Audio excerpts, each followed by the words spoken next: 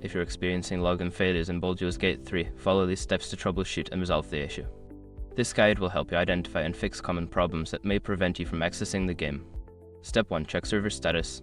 Visit the official Baldur's Gate 3 website or social media channels to check if the game servers are down for maintenance or experiencing issues. If the servers are down, you will need to wait until they are back online. Step 2. Verify your internet connection.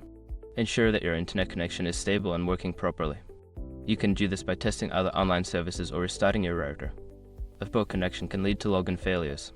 Step 3. Update the game. Make sure that your game is updated to the latest version. Launch the game client or platform like Steam and check for any available updates. Installing the latest patches can resolve login issues caused by outdated software. Step 4. Check your account credentials. Double check your login credentials, including your username and password. Ensure that you are entering the correct information and that your account is not locked or suspended. If necessary, reset your password. Step 5. Disable firewall or antivirus. Sometimes, firewalls or antivirus software can block the game from connecting to the servers. Temporarily disable these programs and try logging in again. If this resolves the issue, consider adding the game to the exceptions list of your security software. By following these steps, you should be able to resolve your login issues in Baldur's Gate 3.